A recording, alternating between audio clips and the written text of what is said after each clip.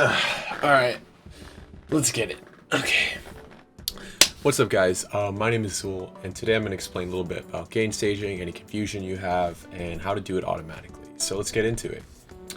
So what is gain staging? To understand gain staging, you need to understand that most drum samples or any samples are really equalized to 0 dB. And what this means is that if you add a sample that's 0 dB to another sample that's 0 dB, you're gonna get distortion, you're gonna get clipping, you're gonna get a weird crisp sound that you don't necessarily want. And so that can be fixed with gain staging. So what is gain staging? Gain staging is lowering all the sounds that you have so that they're not at 0, so that they hit below 0, and so that you don't get that weird crisp distortion. And so how do we do that in the DAW? Well, let's check it out. I have a little example here, a very terrible 4-beat house track. Let's check it out.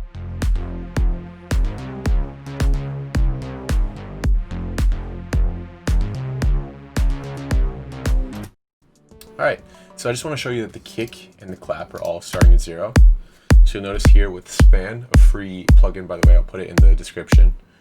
The kick is hitting at 0, the clap is not, but I'll reset it so that it is, because I had lowered it a little bit prior.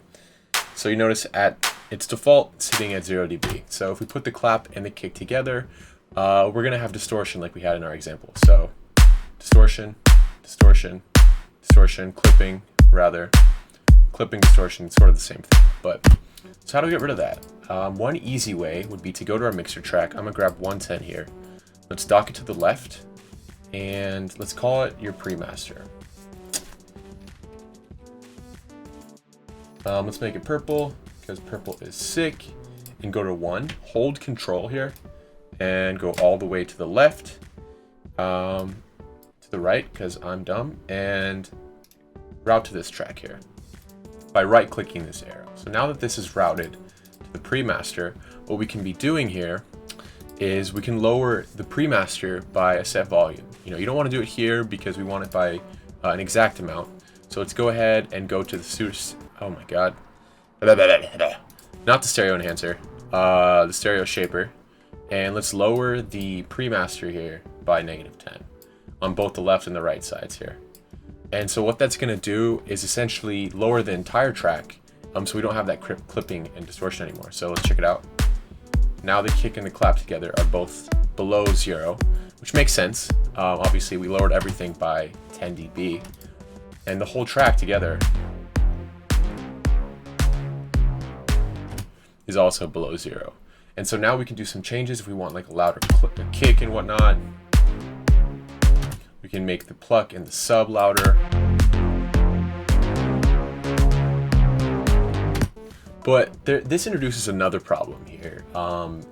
So essentially now that our samples are hitting, our entire track rather is hitting at 0 dB, we don't have any room for mastering. So what we can do is actually go on the master and do the same thing, except this time what we're gonna do is go ahead and add again, a stereo shaper, but add 6 dB.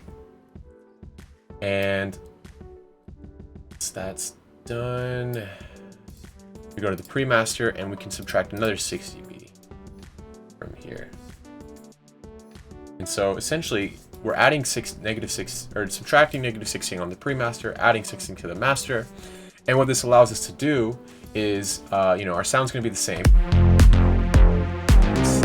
hitting around 0. But now, whenever we're done and want to do our mastering chain, we can just click this stereo shaper and we'll have about 6 dB of room, which is typically what you want to have for your mastering chain. And so you can be adding your own compression, saturation, OTT, and pretty much anything you want to be doing. And so that's a really easy way, I found out to do gain staging. Hopefully that helps you out. If you have any questions, ask in the description below. This is my first video, so hopefully it wasn't too bad. And yeah, like and subscribe, and check me out on SoundCloud.